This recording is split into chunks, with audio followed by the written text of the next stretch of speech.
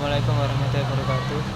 Kenalkan, nama saya Basaruddin Jafarasi dengan nomor induk 2401030132. Di sini saya akan menjelaskan tentang sentralisasi dan desentralisasi. Sentralisasi adalah proses pengambilan keputusan yang berfokus pada satu titik utama dalam organisasi.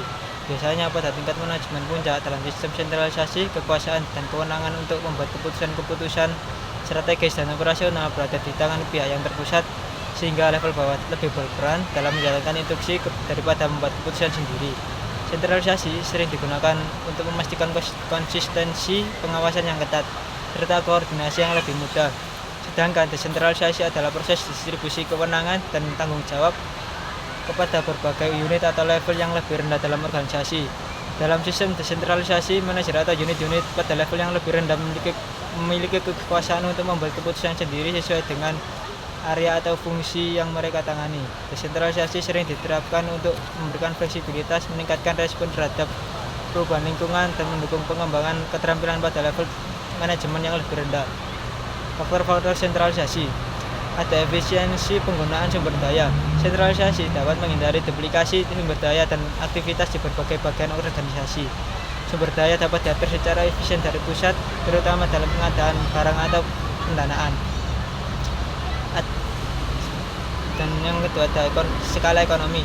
Dalam beberapa kasus, sentralisasi memungkinkan organisasi untuk mendapatkan manfaat dari skala ekonomi, seperti penghematan biaya yang lebih besar melalui pembelian dalam jumlah banyak besar atau pengaturan logistik yang terbatas. Dan selanjutnya ada kepemimpinan yang kuat. Sentralisasi cocok untuk organisasi yang membutuhkan kepemimpinan yang kuat dan keputusan yang cepat, terutama di sektor-sektor yang berisiko tinggi seperti militer atau organisasi besar.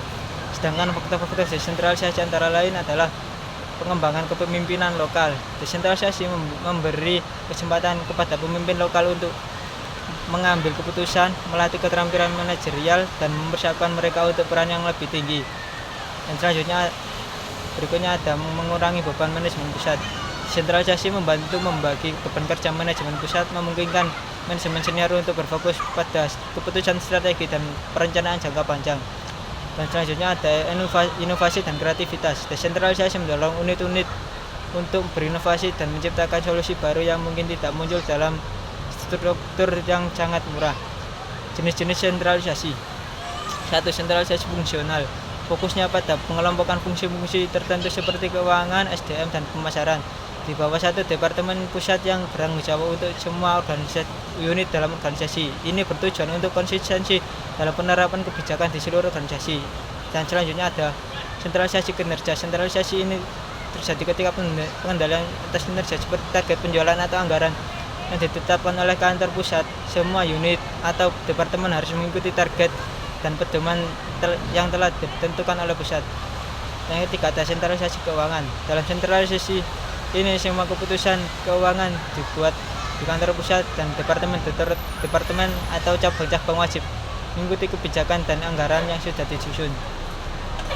Dan selanjutnya ada jenis-jenis desentralisasi, diantaranya yaitu yang pertama ada desentralisasi fungsional, yaitu pengelolaan fungsi tertentu seperti pemasaran atau produksi yang diberikan kepada masing-masing unit atau cabang, memungkinkan mereka memiliki kebijakan sendiri yang disesuaikan dengan kebutuhan lokal.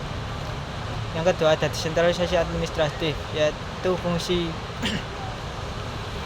administratif atau operasional seperti pengelolaan sumber daya manusia diatur oleh masing-masing cabang atau unit, memungkinkan respon yang lebih cepat terhadap kebutuhan setempat. Dan yang ketiga ada desentralisasi keuangan.